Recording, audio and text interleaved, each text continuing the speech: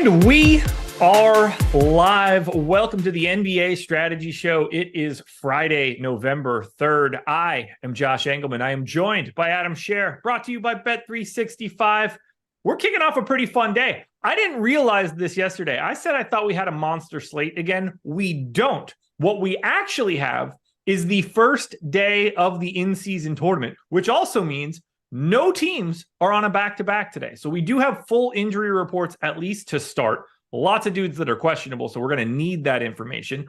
I tend to think that teams are going to be like a hair more real about these in-season tournament games in comparison to other regular season games. So we'll see how that ends up shaking out, but I'm excited for it. First day of the in-season tournament. Does it matter? Not really, but I'll feign my interest until I find out that I shouldn't. Before we get started, hit the like button, subscribe to the channel, hit the notification bell so you know when everything goes live, and follow us both on Twitter. Adam, what's good? Yeah, so I had no idea until like 30 minutes ago that it was the in-season tournament today. I still don't really even know what that is or means, but there's basketball. It really isn't anything, and it doesn't really mean anything yet. So there are a couple pods. You play everybody in the pod once, and then it ends up becoming like a little bit of a tournament system after that. And it's just like spread out, right? Like they play today, they play next Friday. Yeah, there's going to be games scattered all the way through, I think, like the end of December or something like that. Okay. Maybe into January, somewhere in that neighborhood. Like a really weird format. So it's pretty common in soccer, but it doesn't. Weird sport. It's not like also the regular season games. Right. It's an independent event. I don't know. They're working on it. Yeah, I personally think like the fact that you have the regular season just like mixed in. It's like, hey, today's a tournament game, and then your next three are not, and then this one, your next one is. Yeah. I really want them to give the winner the first pick after the lottery. Yeah, I think that's a nice crossover. Like the players are going to want money and stuff, but if you can get like the Bucks going for that to try to get a lottery pick that they don't have to be able to trade in February, the teams at the top will be jockeying for that very hard, because that turns into an asset that you did not have before. I think that's what's sort of missing. But you know, this is year one. They're going to iterate on it over a couple of years, and we'll see what we end up getting. But I think it's great for a DFS slate, 7 games. And what I assume is teams taking it relatively seriously. The only problem is we're potentially missing a couple stars, including one big one in Shai Gilgeous-Alexander, but we will get there in a bit. You ready to break this one down? Yeah. All right. Well, let's do it then. Cleveland Cavaliers, 3-point favorite. Actually, do we want to talk about your illustrious head-to-head win? I mean, there's no real reason to talk about something that was pretty much guaranteed to happen. The saltiness. Do you think that's real? Do I think what's real? He's just playing this lineup that, like, do you think his stance on the way that you came about your lineup is just a bit, or? I've never been able to figure it out with him. Because in the past he was so bad at betting that he had to be sharp, and just it was clearly a bit. But DFS doesn't really work like that. Like, yeah, he's not playing horrible lineups. He's just playing. No, that lineup, when I looked at it, it was fine. Yeah, like he's playing okay lineups. It's not like he's like just committing to the bit and playing, you know, a bunch of dudes that suck. So like it's really hard for that to be a bit, because like he's making fine lineups, just not the best lineups. As far as the complaining that me and somebody with a Roto Grinders avatar had the same lineup, I have no idea. Yeah, I bet that lineup existed a lot in. Yeah, like I played 2 people in head-to-heads yesterday. One was him, and one was somebody who had the exact same lineup as me, except for a 2-person swap. Yeah, was it the 2-person swap? No, okay. It was Gary Harris and that didn't go well. It was Gary Harris and Durant versus Banchero and Nurk. Gotcha. Gary Harris got hurt. Yeah, and Durant sucked. Yeah, Devin Booker didn't. You know who did, though? Jordan Hawkins. Jalen Duren. Yeah. That Hawkins one stung, man. It's like, weren't you the guy that just took like 27 threes and then 2 dudes are out now? What are you doing?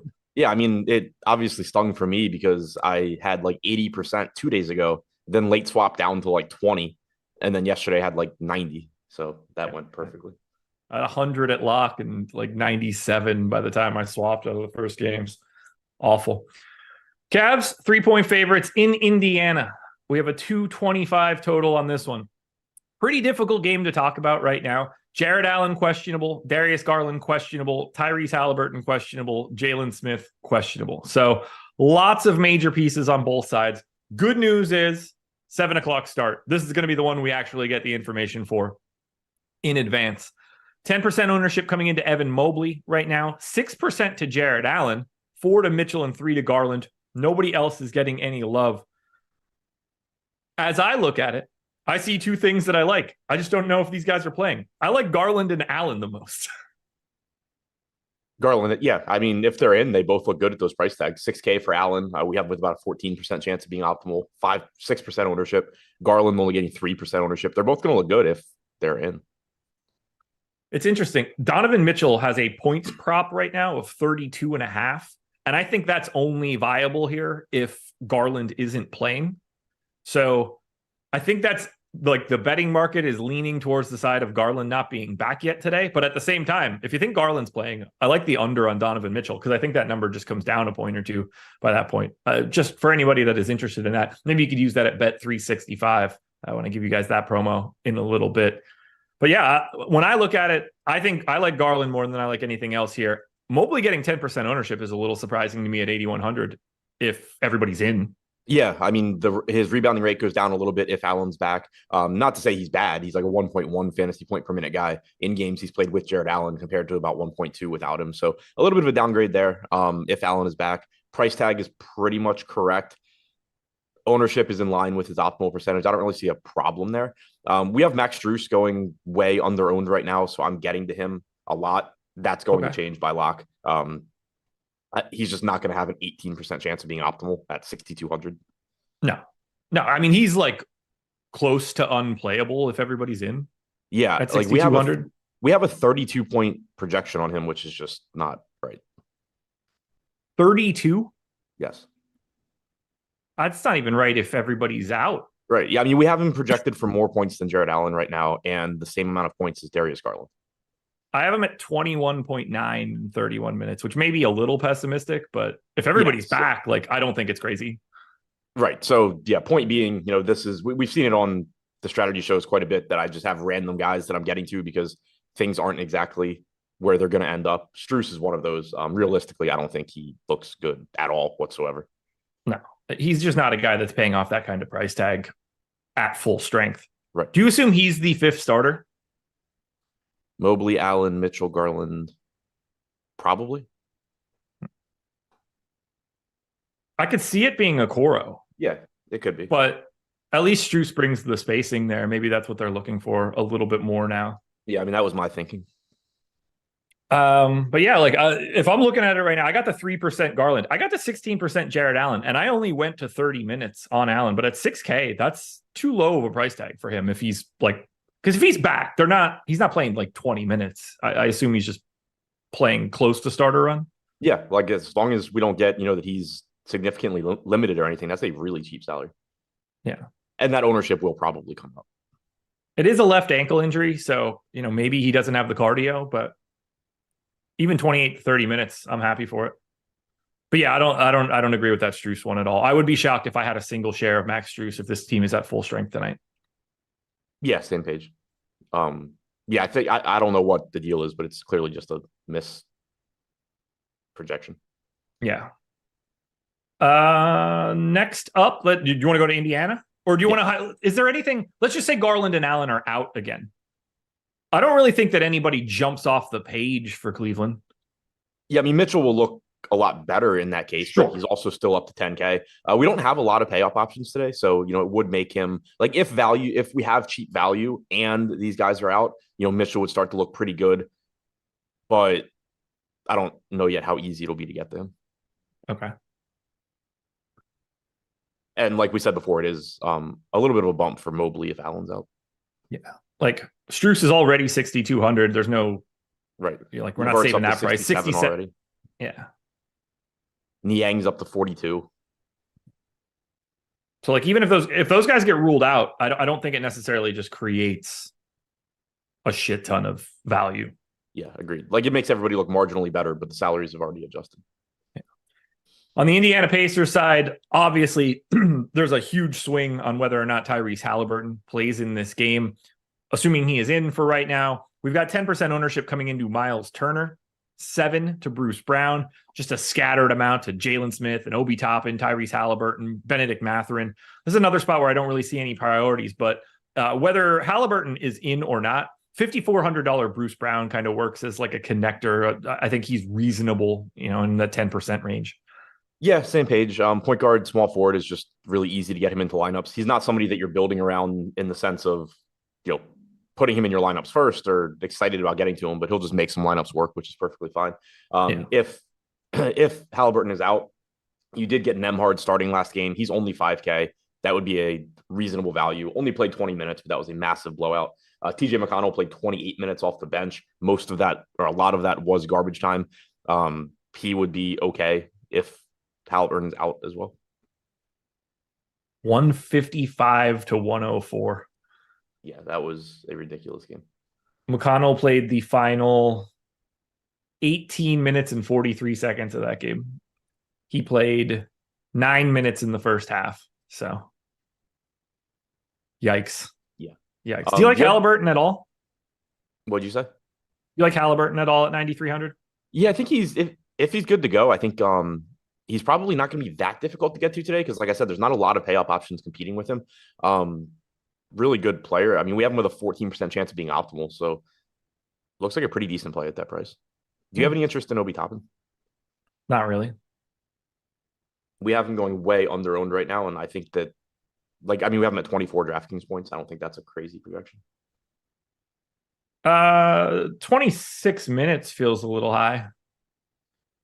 Yeah, I mean, 25 he hasn't played minus garbage time or minus some garbage time.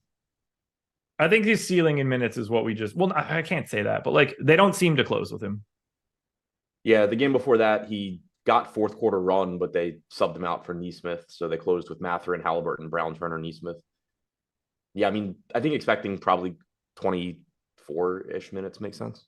Yeah, I agree. there. I mean, he's certainly a value since he has power forward center. He's not a cross off by any means. Right. I like him more than Nesmith. Agreed. Weird game. I mean, so much is going to change with that news, but it's weird. There's high level players on both sides, but I don't think we create a no doubt about it value option. Yeah. If these guys end up out. Vic David Figueroa said Strus coming up a lot in lineup generator, but I'll sub him out for Brogdon. Just run that closer to lock when Strus's projection is where it should be. Or that might that projection might be, if those guys are out, then I do think Strus is going to play 38 minutes at the 3. That's really the run that at 6:30 when we know who's in for Cleveland. Right. All right. I don't have anything else for this first game. Nope. I did, however, close my run sheet the moment that I said that. NBA treat, guys. It is a treat to hear this promo because it's $4.99 for the NBA lineup generator. All you got to do is click the link in the description of this video. If you play a small amount of lineups each night, this is the tool for you. It's going to start you off in a better place. We generate thousands of lineups on the back end, lots and lots and lots. We cut everything that we are not a big fan of, and then we present the rest to you. Chalky builds, contrarian builds, balance builds. You can select whichever you want. You can lock players in if you'd like. Swap them around after you see the lineup, but it just pops up on the screen. Click save if you like it. Click discard if you don't. Another one will just pop right back up. You can save up to 20 and export them via CSV. But to start off, getting all of this handled and getting your lineup built and knowing you're starting with the bones of a quality lineup, that's worth to me more than $4.99 for a week. So come check it out. Click the link in the description of this video. Get our NBA lineup generator for $4.99. This code won't last forever. So if you're looking to take advantage, please do so. All right, we're moving to game 2. The New York Knicks are 6.5-point dogs in Milwaukee, 227 total. RJ Barrett questionable for the Knicks. Everybody else is in for this game, at least as of right now, unless you thought that Andre Jackson Jr. was going to get a lot of run for the Milwaukee Bucks. He is also questionable. If we get all of the Knicks in, I find it very difficult to prioritize any one individual. Barrett, Robinson, Randall, Hart for value, Brunson. To me, these guys all look very similar point per dollar. I don't think anybody jumps out. I once again like $3,600 Isaiah Hartenstein probably more than anybody else. Yeah, I mean, I think Robinson's probably where I get to first. Yeah. He's only 5,500 at center, so he looks fine. Julius Randle at 8,200, I don't have a problem getting there either. 11% ownership, 12% chance of being optimal. I think those are the first two that I get to. It is truly, truly incredible that Julius Randle to date this season, 1.06 DraftKings points per minute. That's a little bit off of Julius Randle's normal pace. I wonder if it has anything to do with the fact that he has a 37.5% true shooting. Yeah, I mean, we've talked about it before. Like the efficiency numbers are going to go up, and his production is going to go with it. Like I don't think you should be not playing him because of what he's done so far. It's more so he's just correctly priced and not going to show up all that often. It's wild that he can still get to 1.06 with that efficiency. Yeah. That's nuts, man. That's nuts. Yeah, I don't mind getting. Do you prefer Brunson or Randall? I think Randall, just because of the positions. Yeah. Yeah, if Brunson had a second position, it would help a little bit. Like we have Randall twice as likely to be optimal, probably just because of the number of positions. Yeah, that certainly helps. Yeah, 3,600 for Hartenstein. I will dip my toe in that water. I'll have a little bit of both Robinson and Hartenstein just because we see it happen so regularly. Every once in a while, it's 24 minutes to Mitchell Robinson, 23 minutes to Isaiah Hartenstein, and you're just like, all right, well, if today's the day that worked out, great, nice place to get some value. Because there's not a lot of value out there right now. You would think that some of these guys that are out created it, they didn't. Yeah, DraftKings in particular has been pretty quick to adjust prices so far this year. Yeah, we're not getting any of that. Like, oh no, the point, like for Shea today. Oh no, the point guard's out. We got somebody at flat 3K that we're just jamming the shit out of. There's no Jordan Hawkins. Yeah, I mean Bagley's the closest thing we've had. Yeah, and Hawkins yesterday, I guess. Hawkins 2 days ago, even more. Well, the original one when he was still like 3K or whatever. Right. Yeah.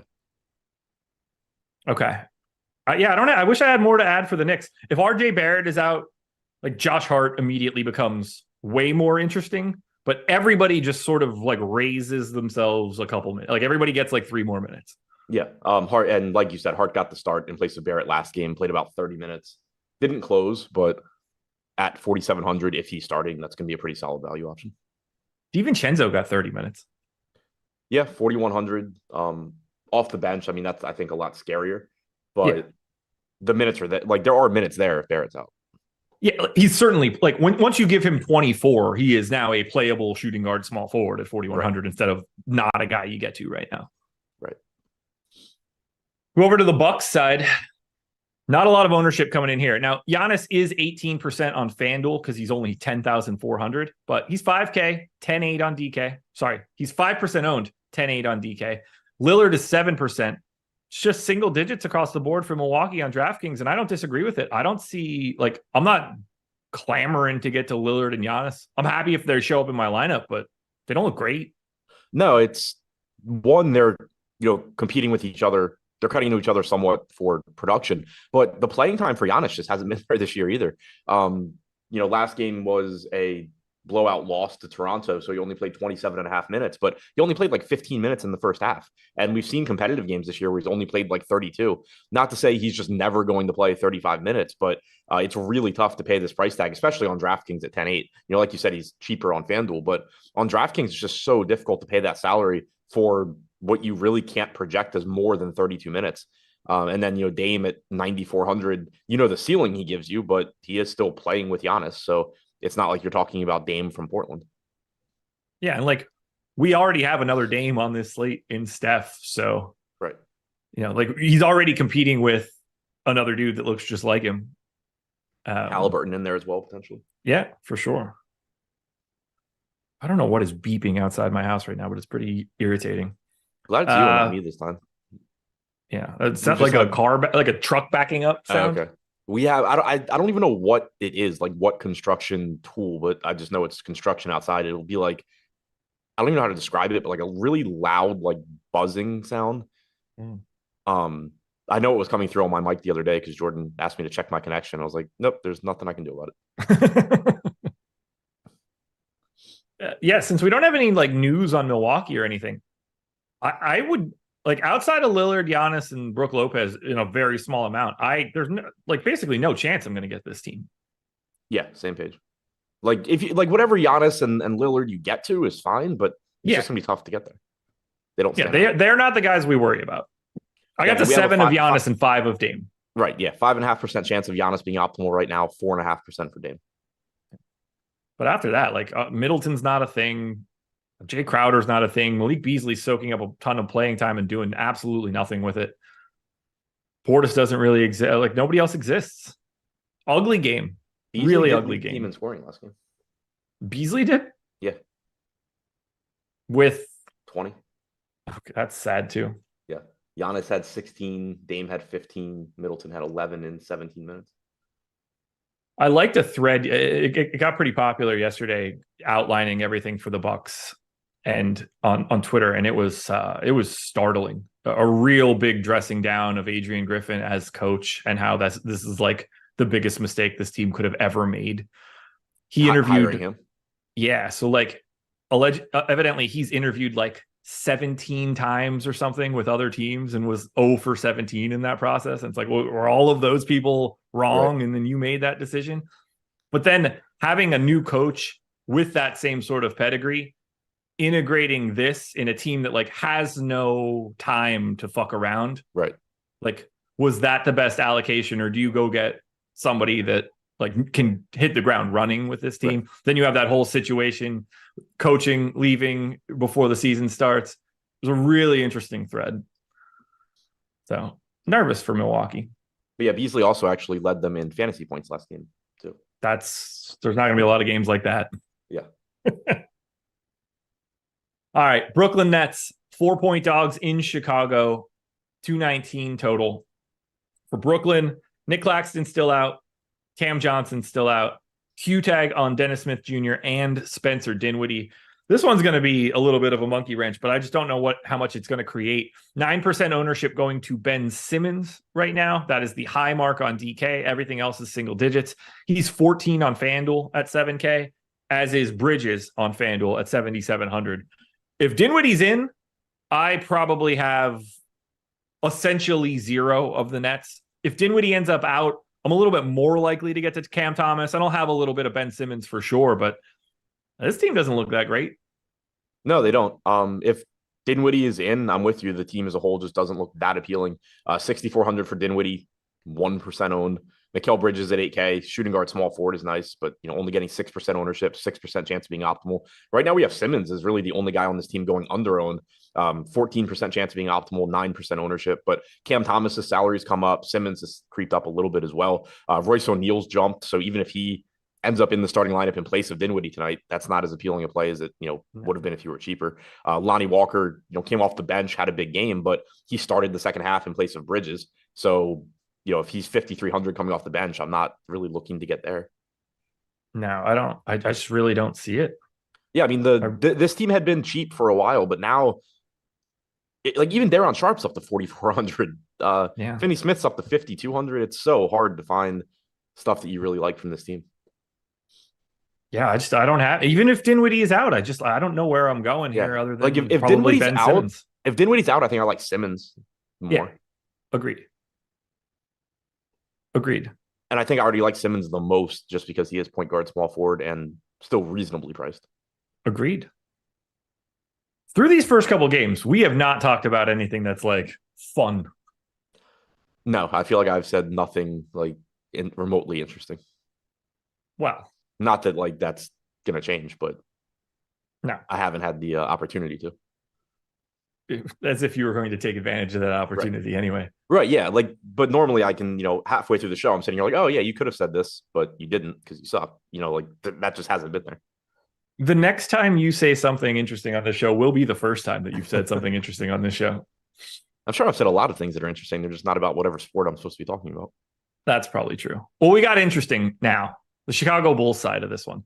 24% ownership coming into Kobe White, 15 to DeRozan, 31 to Vooch, and 20 to Zach LaVine. They're a little bit less owned on the FanDuel side. I have one guy that is jumping out more for me than anyone in this group before, and it's the one that I would want it to be. Start it off. Who's the best Bull? I think Vooch at 7,500, but I think you could make a strong case for LaVine. I think you could make a case for DeRozan. LaVine is the guy that I'm getting to the most at 7,400, shooting guard, small forward, 49% to start, 20% owned. Not that I don't like Vooch. I got 34%. I'm right there with the field, but any individual center is just going to be temper those expectations a little bit. Right. My real problem is 31% Kobe White. I don't want to get this dude anymore. Yeah, so I'm not really getting to them right now, but again, my exposures are just completely thrown off by Max Strus essentially, and Obi Toppin showing up a lot. So those I think will come up. Vooch does have more opportunity cost because of the position, like you were saying. 18% chance of being optimal, 30% ownership seems really high just for a center, but certainly looks like a good play. LaVine does have the best positional eligibility, shooting guard, small forward, 7,400. You know the upside. You also know that the floor is essentially non-existent. But yeah, I think to me, either Vooch or LaVine are where I would go first. Kobe White at 5,100. Like, I get it. He's cheap. Right now, we have him going way over owned. 24% ownership, 10% chance of being optimal. We've talked about it before. He's like a 0.75, 0.8 fantasy point per minute guy when he's sharing the floor with Vooch, LaVine, DeRozan. So this isn't, the Kobe White that goes out there and chucks with the second unit or when everybody else is out. This is a guy that's out there kind of just playing a pretty small role in this offense. Yeah. I really don't want to get to him at all. I did get some shares of Andre Drummond at 3,700. Looks like I'm getting the 3K centers on this slate so far, at least a little bit. So I already mentioned Isaiah Hartenstein, but this is the first team that we've gotten to talk about that is like legitimately going to be owned all day. Those prices for the Chicago Bulls dudes are a couple $100 too cheap. Like you bump every one of those dudes up by like $300 or $400 and it'll flatten them out really quickly. But for right now, this is a spot that has a lot of value to guys that play. Agreed. Well, considering how much I played LaVine at the beginning of this season, and then did not have him the day that he dropped 50. I think I could figure out where this is going to go if I have 50% and the field has 20. Yeah, I think I've already been on both sides of LaVine here, like heavy on him when he had 50 and then also heavy on him when he had like 12. Yeah, no, I didn't. I only had the one. I've only had the negative experience. Kobe White, by the way, 17% usage rate so far this season. Yeah, I just don't want it. 0.64 DraftKings points per minute. I really don't want it. 17%, 17.5% assist percentage. Jason Kish. You ready for this? I don't know if you read this. Cleveland players are like a bad BJ. Either you get teeth or you don't. I don't know where to go with that. Well, if you don't, isn't that the goal? Right, yeah. And also, those are the only two options. And I'm also not figuring out how it relates to Cleveland players. I have no idea. But I do agree that it's either yes or no. There's no middle ground there. That's a binary thing. Anyway, Bet365 is the sponsor. Hell of a lead-in. If you guys like free monies, or basically free money, that's the easier way to say it, this is what you need to do. Click the link in the description. If you are in the state of Kentucky, Ohio, New Jersey, Virginia, Iowa, or Colorado, if you click the link and sign up, bet $5, you get $150 in bonus bets. It's a no-brainer situation for you dudes because you just get to start out an account with $150 more than you would have had previously. You got to start a bankroll somewhere. Everybody's always wondering, like, oh, I want a max center. I want to do this. Well, you got to start somewhere. This is the perfect way to do it. Grab these types of bonuses when you can and build yourself up a bankroll. We've got picks at the Odd Shopper YouTube channel, oddshopper.com, BetPro. Hop into our Discord.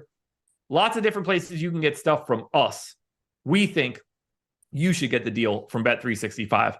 Got to be 21 or over unless you live in Kentucky. At that point, it's 18 or over. And if you have a gambling problem, please call or text 1-800-GAMBLER. Glad to see EMAC pop in the chat. So it feels like we're talking about BJs with our grandfather now. Back in my day. The scene from Good Will Hunting. Yes. Oh, man, that's a movie I don't watch enough. Every time, it's my favorite movie. But every time I watch it, like I just find something else in it that either I like or missed the first 20 times. Yeah, it was one of those things where it was so much easier to see when I had cable and we didn't have any streaming services, and it was just like on from time to time. It was on Netflix for a while. Because I didn't see it for the first time until probably like 10 years ago. Okay. And then like I've obviously watched it a bunch since. Man, Jason Kish didn't even like tag back in to like clear that one up either. He just left us hanging. Safe to say, I think that's probably the most interesting thing that we'll talk about on the show. Without question. You know what's not interesting, Adam?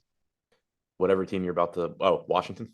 The Washington Wizards, 9.5-point dogs in Miami, 226 total. For the Wiz, Daniel Gafford and Corey Kispert are both questionable. Miami has everybody available except for Caleb Martin. No one in double digits of ownership on the Washington side, except for Jordan Poole gets to 11% on FanDuel. I got to 9 of Gafford at 5,100. Just another center that's a decent point per dollar play. 2% of Kuzma, none of Poole. They look awful. Yeah, it's not good. Kuzma is where I would get first. I think you can make a case for Tyus Jones at only 5,700, but pretty unappealing matchup. Really, really, really shitty team. You know, Kuzma's getting plenty of opportunities, and Poole also is getting plenty of opportunities. But I really do just enjoy how Jordan Poole is just a straight up meme right from the get go this season. It's insane. This is going to be a bad year for the Wizards. The lob off the backboard down by 20. They're going to finish with like the second worst record in the league and then fall to like the 6th pick. Right. And it's just going to be awful. And then they're going to draft like Bronny James. And the best part about that lob too is that Jordan Poole was jogging so badly to get back in transition that he wasn't even in the picture, like on the steal. If Gafford's out, Muscala? Yeah, if he starts, I guess. Okay. That's it, though, right? Like, there's no... We don't have him projected in right now, so do you have his price in front of you? Muscala or Gafford? Muscala. 3,200. Yeah, I mean, if he's starting. You know, he played 22 minutes in 3 quarters of that loss to Atlanta. Yeah. I think that's... Like, I don't think he's closing that often. That game was garbage time anyway, so we didn't get an actual closing lineup. This game will probably be garbage time too because the Wizards are terrible. But I think expecting around 20, 22 minutes if Muscala is starting makes sense, and a 3,200 would be fine. If Kispert is out, does that create anything to you? Probably not.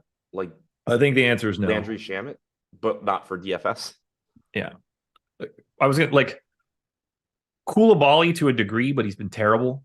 And he's been playing anyway. Like, last game, Kispert played the first half, Shamet didn't, and then Shamet played the second half, Kispert didn't. But that was like really the only change. Yeah. I can't imagine wanting to go to Washington today unless we get Gafford out. God, just looking at the names on this team. This is going to be one of those like Sporkle quizzes in like 5 years or 2 years where it's just like, how many players on the 23, 24 Wizards can you name? And it's just like 0. Dude, in 6 months, you might not be able to get their main rotation right now. Yeah, it'll be like... I mean this sincerely. It'll be Denny Avdia and Kuzma will be the ones you remember. Like, they don't have a guy that would start for the Celtics. They might have... They have like one guy that would be in the... 2 guys, 3 guys that would be in the rotation for the Celtics. Maybe. Yeah. That's nuts. Like, Tyus Jones is good. Kuzma maybe, or would be in the rotation, but like... Also, obviously, it's like behind Brown and Tatum and those guys. And then Avdia, like, probably He's big enough to do it. Like he's got the right like structure to be able to be in different spots. Yeah. Yeah, this team is like fully devoid of talent from top to bottom. This rebuild is going to be years and years. Yeah. Enjoy it. That'll be fun. You should get season tickets. It's probably like $40. If I lived in DC, I would. I love going to basketball games. I don't think you'd love going to these basketball games. Could get good seats though. Like I would have no issue just like you might be able to play. What? They might let you go out there and heave some threes and shit in the middle of the third quarter. You could probably win a contest and get some playing time. But yeah, I mean, like get season tickets and just go when they're playing a team that has somebody you want to watch. Oh God, what a torture! I mean, those guys are going to sit those games when they show up in Washington. I get to find out what their fit looks like on the bench. 17% ownership coming into Josh Richardson, 12 to Kevin Love, and then 13 to Bam Adebayo. I think the best guy that you can get to for Miami is Tyler Hero, but I do think that we can cast a little bit of a wide net on the Heat because of how bad the Washington Wizards are. Yeah, agreed. Hero looks fine at 8,100. That price tag has come up a bit, but still looks decent. Adebayo at 8,300, getting 13% ownership, 12% chance of being optimal. Nice spot for him. Kevin Love is cheap, power forward eligible, 12% ownership. No problems there. Josh Richardson showing up a lot for me, 4K, shooting guard, small forward. Playing time should be there. You know, he's back. He's seemingly healthy for the time being. We got 30 minutes from him last game, closed over Jaquez. He's the guy actually showing up the most for me right now. I got to 14% of Richardson, 17 of Love, and 17 of Hero. I got to, and again, this is just completely skewed by other stuff, but I got to 48% Richardson, 30% Love, 14% Bam. Richardson has played 2 games so far, 53 minutes, 0.52 fantasy points per minute, but don't read into that too much. Not that he's good. I mean, he's like a 0.8 guy at best. Yeah. But the nice thing about him is like, yeah, he's not your cheap guy that's going to go out there and typically score a ton, but he just does enough things well that he's not a great fantasy producer, but you're not running, like some 0.6 guy out there. No, solid value. A little surprised to see Bam getting to 13%, but I mean, just because if Bam was, well, if Gafford doesn't play, Bam is going to have a field day if he wants to. Yeah. Not going to meet a lot of resistance from Mike Muscala. And even if Gafford plays, he probably will go to the locker room in the second quarter. He typically does. Also true. I don't have too much of Jimmy. That's not really a direction I'm trying to go. But yeah, Tyler Hero and 17% at 9% ownership too. I would be happy to 2x Hero tonight. Agreed. Anything else for the Miami Heat? No. This sucks. So this was primed and ready to be like a real interesting changing of the guards type game. Yeah. The well-established Golden State Warriors, even now with Chris Paul too, former Thunder guy, taking on Oklahoma City, this like upstart team of like 22-year-old starters that are also good. But unfortunately, that's not what we're going to be getting tonight. Shai Gilgeous-Alexander is out. Jalen Williams with a Y is questionable. Golden State has no one on the injury report. 10% ownership. This is obvious. Have you looked at the ownership yet for Golden State? I have it in front of me. Okay. High man for today on Golden State. Obviously, Gary Payton. Everybody else is 3%, basically. Draymond got to 6. His minutes are up a little bit. Clay is 21% owned on FanDuel, where he's 5,700. That's 12K or 1,200 less than he is on DK. I mean, the Warriors look downright awful. Yeah, they've kind of looked like that all season long, and it doesn't change today. 3,800 point guard, small forward for Peyton off the bench, getting 20 minutes or so. Probably just disappears by the time we get to lock. Draymond at 6,200, getting 6% ownership's the next highest owned guy. No issue with that, but like you can just find plenty of other guys that look similar. Steph's at 10-1, getting 2% ownership. Not a lot of pay up options. Again, I mentioned that before, but right now it's just seeming like you're probably just not going to be going to that price range very often, which is fine. Yeah. You're just going to be too busy going to the $3,800 Gary Payton. Right. Which is fine, I guess. Like, he'll play 20 to 22 minutes. He's a 0.85 fantasy point per minute guy. Like, I see the value in it. Yeah, I just think it also probably goes away by lock. I agree. But yeah, they just look, nothing's popping here. DraftKings, all over it on giving you no value whatsoever in pricing. But then you get to the Oklahoma City Thunder. I thought this was going to create like wild value, and it didn't. But we are getting ownership here.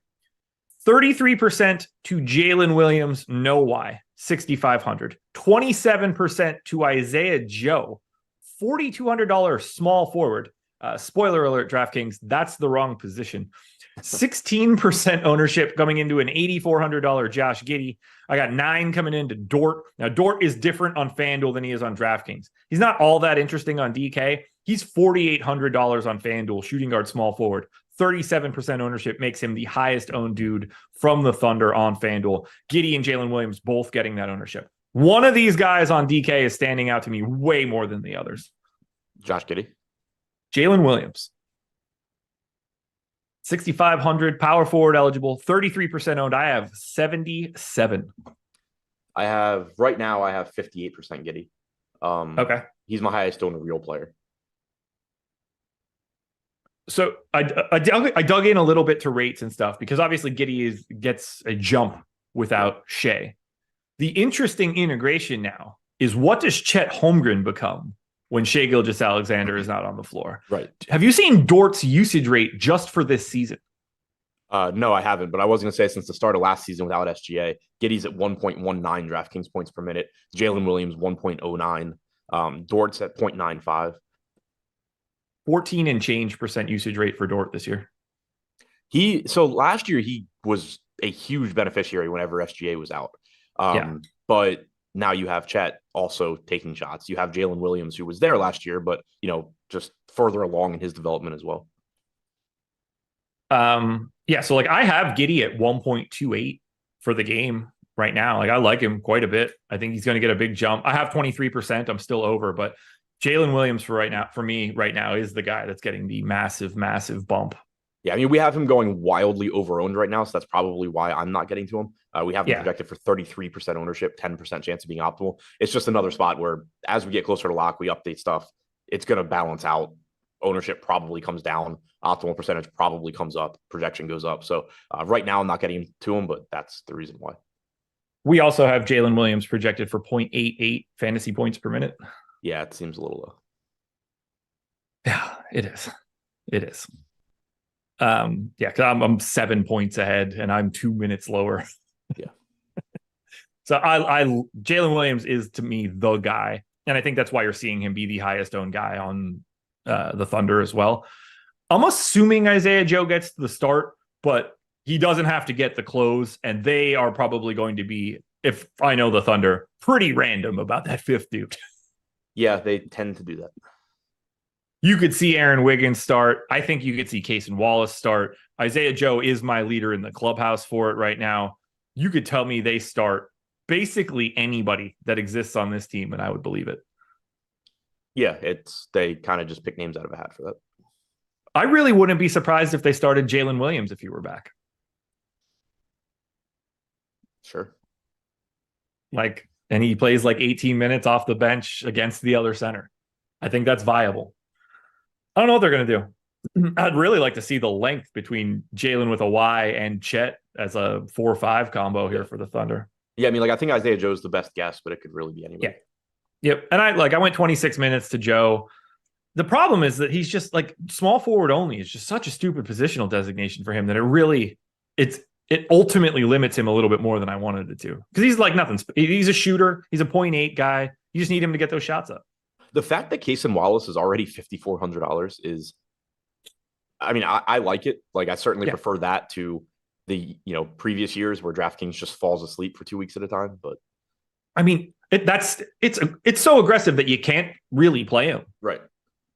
If he were 4K or whatever, how he should be as a 20-minute backup, then you'd be like, okay, cool. Cason Wallace is a part of this. Right. And so if he starts, then it's okay, well, do we go to him at 5,400? And the answer is still probably not that often. Yeah. Yeah. They're overcorrecting now. Right. Which again, I prefer that they err on that side. Same. That's better for us for sure. I'd rather have the pricing be difficult, I think. I just rather not have like 4 free squares that everybody knows they have to play. Same. If Wiggins starts, he's interesting because he's sub 4K, but he's real bad on a per minute basis. But yeah, get the guys that are still around. Well, I guess we should have at least a little bit of a conversation. $7,600 power forward center Chet at no ownership. I think he's fine in tournaments. 1.26 fantasy points per minute. Like, why are people going like, is he all that different than Julius Randle today? True. And only 34 minutes this year without SGA on the floor, 1.19 DraftKings points per minute. I think he's getting slept on pretty bad for no ownership today. I really like the power forward eligibility. Yeah. Yeah. Like if he were just center, then you get it. Right. Like if Bam's in double digits at center at a bigger price tag and you could loop in a Chet Holmgren that is a better per minute dude than Bam.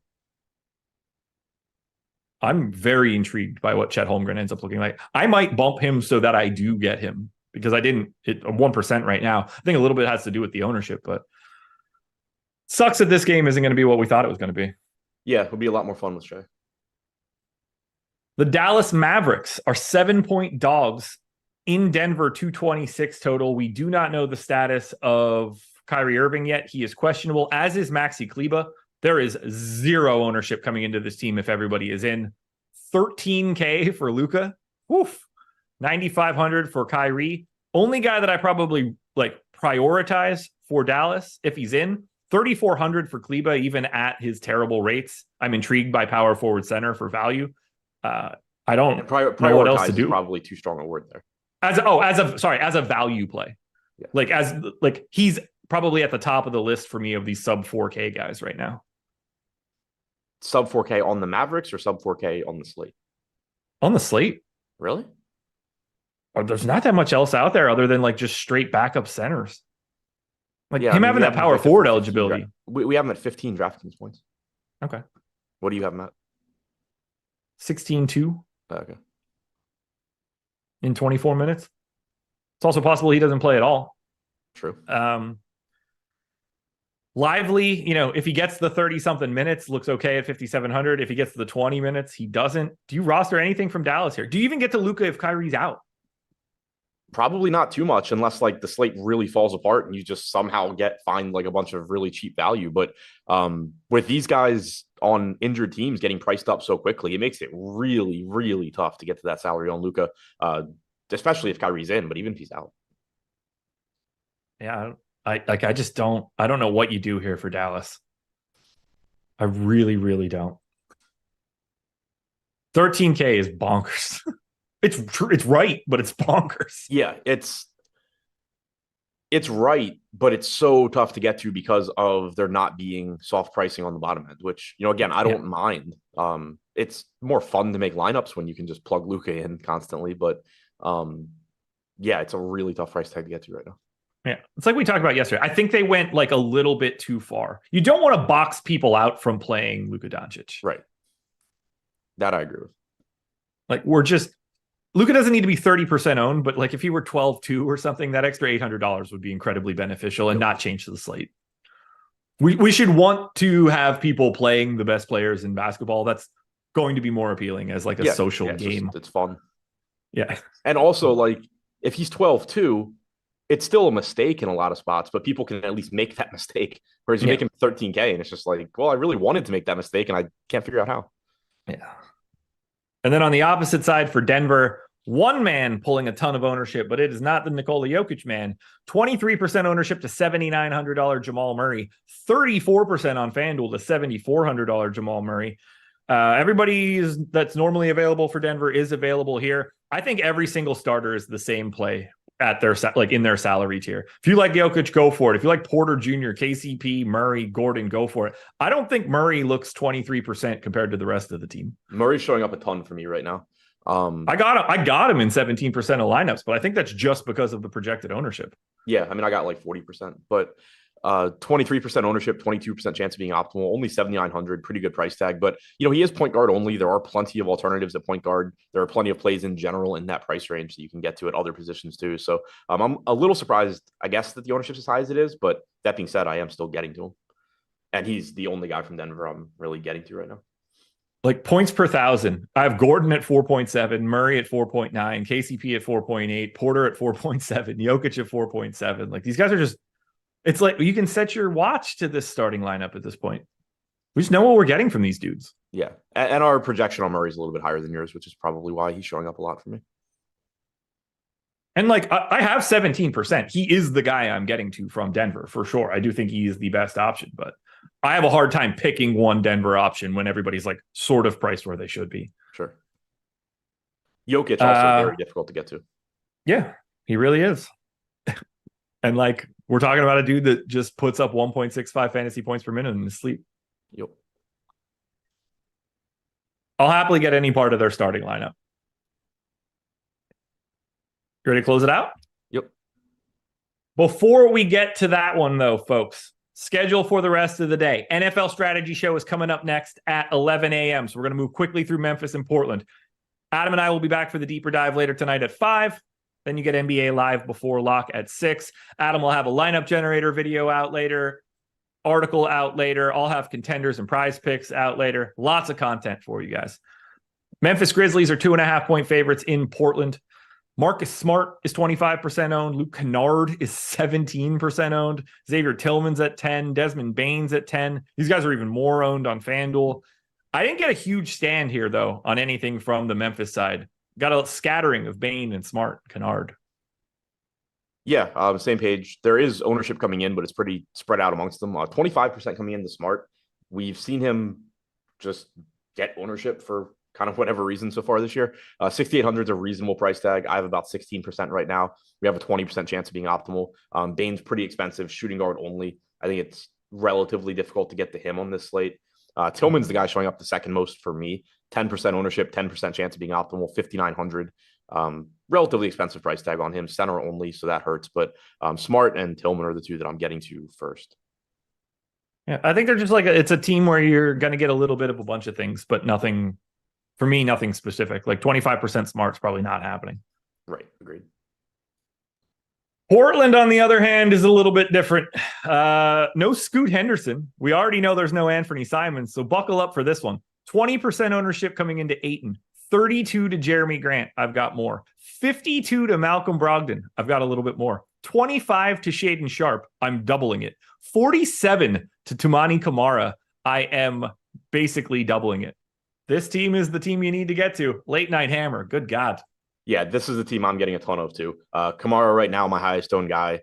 He's 3,700 small forward, power forward, 47% ownership, but nearly a 40% chance of being optimal. And it's just a function of most guys on this slate, most of the potential value pieces being priced up, and he's not. So it just really stands out.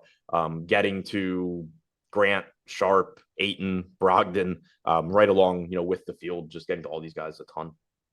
There's nothing else you could do. Like with no Scoot, no Anthony Simons, there's just too much going around here. Yep. And that's why you're seeing all of this love. Like Grant gets a bump. Brogdon's playing more minutes. Shaden Sharp is just going to play a shit ton and do whatever he wants out there. Kamara has become a very interesting piece of the trade that went down, by the way. A rookie coming in off of the Dame trade. Oh, I didn't realize that's how they got him. Yeah. Second rounder. Like just like not a guy that turning out to be a bit of a steal already. Yeah, I'm locked and loaded here. Any Robert Williams interest? 5K makes it tough. Yeah, I mean, played like 19 minutes last game, but at center, I think it's tough to get much of it. Yeah, I agree. I like that we're going to have a lot of exposure tied up to Portland. That's pretty good for these swaps later on. It's going to make it a little bit more functional. If this was the first game of the night, you really lock yourself into a structure. I hate that we're just jamming a 40% owned 0.7 fantasy point per minute guy. Yeah. Does that sound fun to you? It has not. It's just Dean Wade all over again. In season tourney season. Yeah, that came out weirder than I wanted it to, but that's what we've got for today. 7-game slate. Adam, any final thoughts? Nope. Actually, so I'll have my article talking about pay up options out in a little bit. Lineup generator video coming out after that, and then I'll be back for the deeper dive with, I assume, you. That would be true. Thank you guys for joining us. Hit the like button on the way out the door. Go tune in to the NFL Strategy Show, and then catch Adam and I breaking this one down when we get a little bit more news later tonight at 5 p.m. Later, guys.